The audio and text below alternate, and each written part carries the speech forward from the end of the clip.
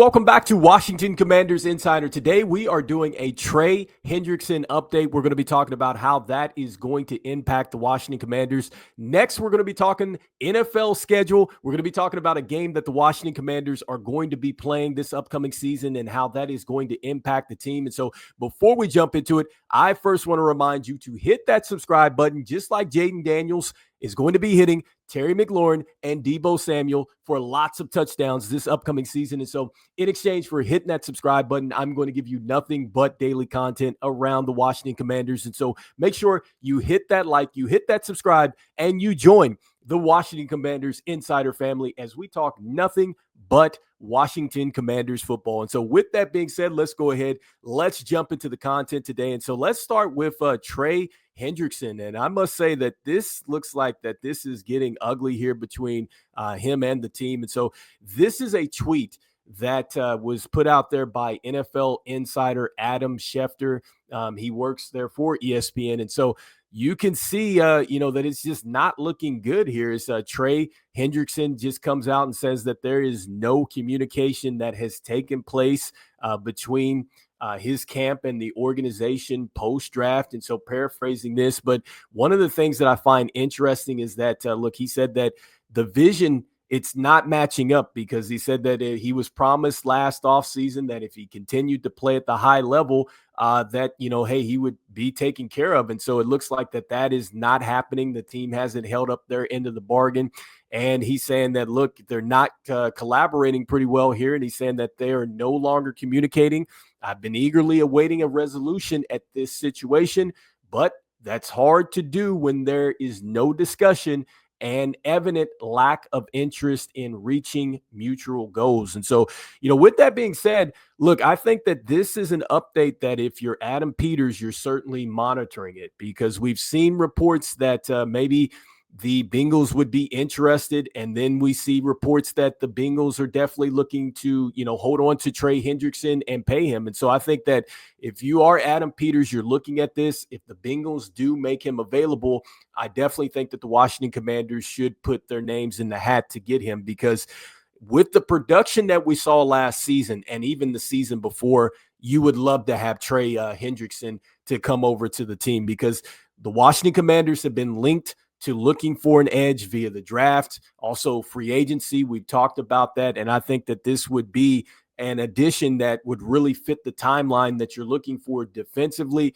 I'm not saying that, he's a young rookie or anything like that, but I definitely think that he certainly has at least, maybe 3 to 4 good seasons left here. And so at 17 and a half sacks last season, he led the league. He had 17 and a half before that. And so that is terrific production.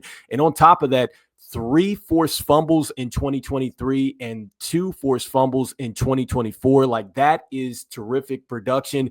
And the Bengals really struggled. And so they were really behind in a lot of games. And so that lets you know just what type of production that Trey Hendrickson was really putting out last season. And so you pair that with what the defense already has here in Washington, I certainly think that he definitely could take us to the next level. And I think that this is one of those calculated risks where if you're Adam Peters, you're thinking about this and saying, okay, how much does it cost to get Trey Hendrickson over? I don't think that it's necessarily the money that's going to be the issue, but I think it's the draft capital, which is why this is why we say Adam Peters, and Adam Peters we trust, because he's a guy that will look at this and just look at the long-term play. So you could trust that he's not going to give up the farm for Trey Hendrickson, but you wonder, does this become a distraction the longer that this goes on? Because if camp rolls around and he's still not signed there, then really what's going to happen is if the club decides to fine him,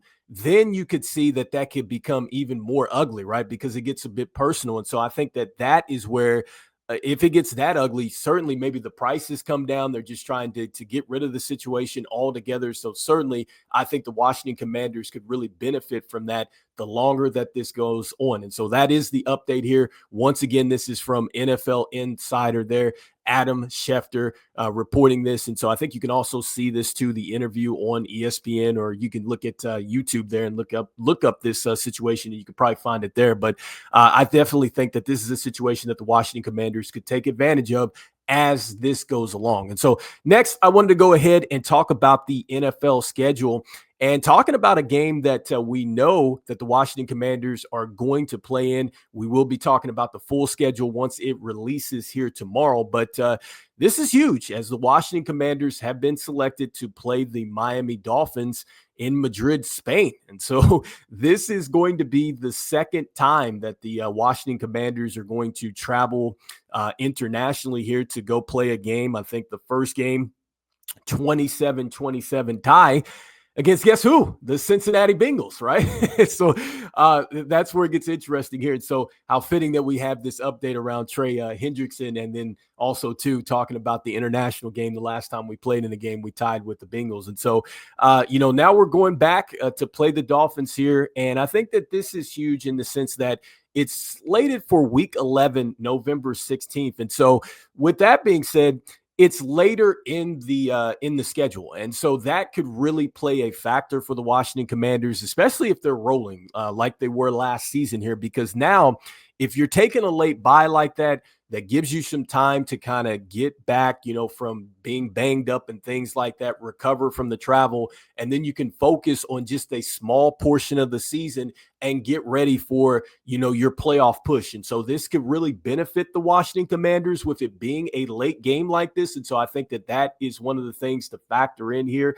Another thing too, with the Dolphins, this is their sixth time doing this. And so they are definitely comfortable doing the international play here, but for the Commanders, it's going to be the second time. And I just think that the real benefit out of this is that, again, you can use this. Hopefully you can get the win, which we're anticipating that, right? But then after that, you can get a bye. And I think that is something where the Washington Commanders could really take advantage of that, especially depending on what the back half of the schedule is going to look like, which we will talk about that tomorrow.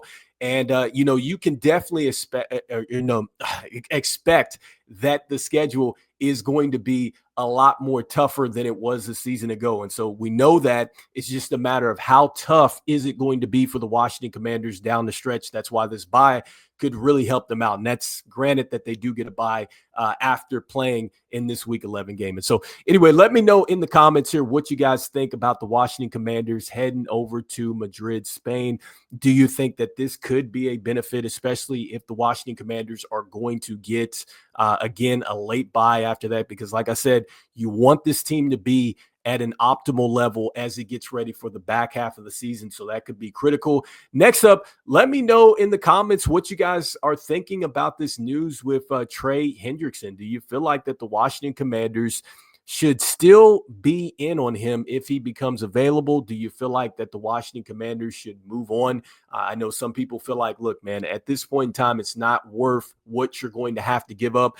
But like I said, there is a scenario where the situation could get ugly there in Cincinnati, and it could get personal, and they just maybe want to get rid of this situation.